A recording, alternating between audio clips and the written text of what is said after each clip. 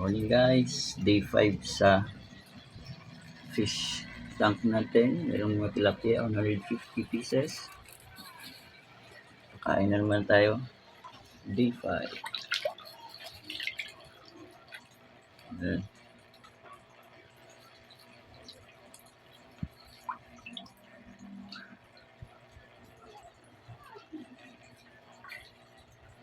Ayan na.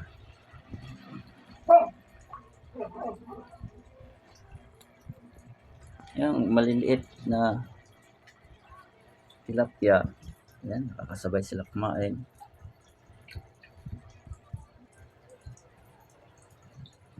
Meron talagang maliliit na yun, hindi talaga siya lumaki. Ganun yung pagbigay sa akin eh. Hindi siya talaga lumaki. Meron talagang ganyan na tilapia sa batch. Iwan ko sa akin lang ba to.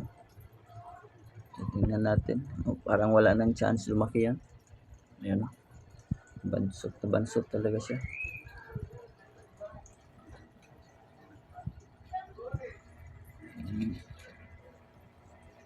Ayan. Document ko lang to na kain everyday. Yung fish pan namin na isa hindi pa nagawa. Busy pa yung kasama ko na tutulong sa akin ng paggawa ng fish pan namin doon sa kabila. Yan. Mulan kahapon. May tubig.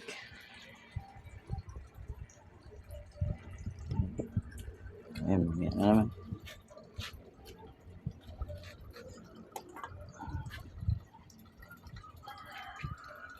Ayan. Ayan, dandahan lang tayo. Ayan.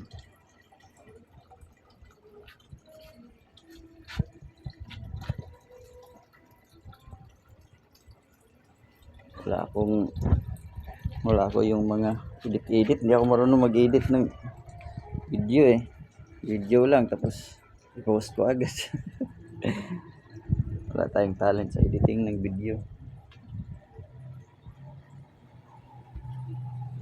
Sila.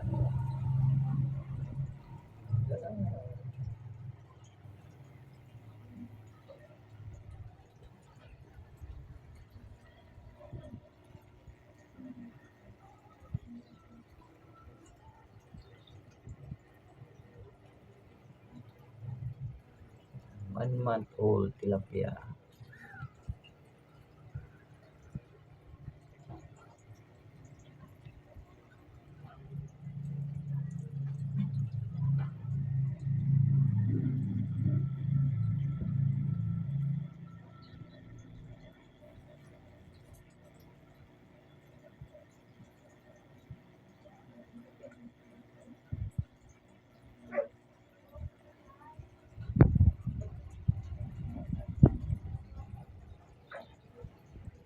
Yan.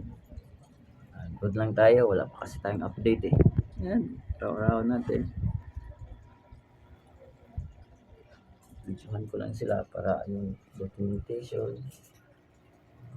So ko, yung mga 1 inch and a half dati, nagiging 2 inch na. Bilis lang lumalaki sila. Sabay sa baka hindi ako abot ng 1 month na magka-transition ng pellets ko. Siguro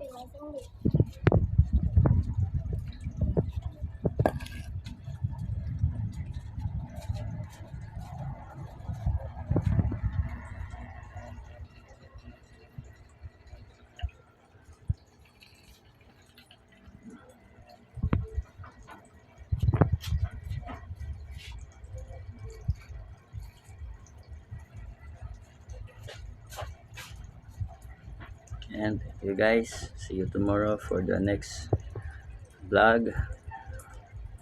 Update ko lang to araw-araw. Araw 5 minutes. Tapos 5 minutes lang video yung gagawa natin ng documentation.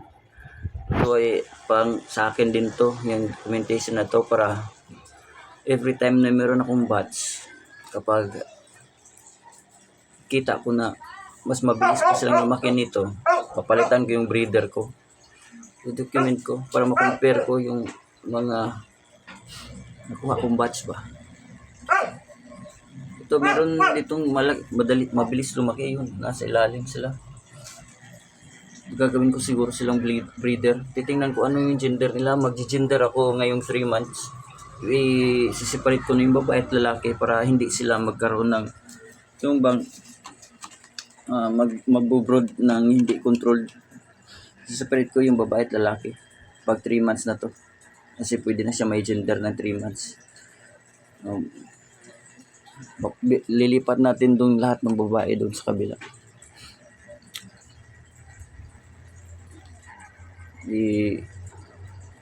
Kuhan nyo natin ng lalaki dito para yung hindi talaga ma-mix yung bloodline nila.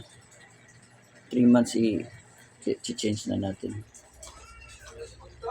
See you guys, see you tomorrow, bye.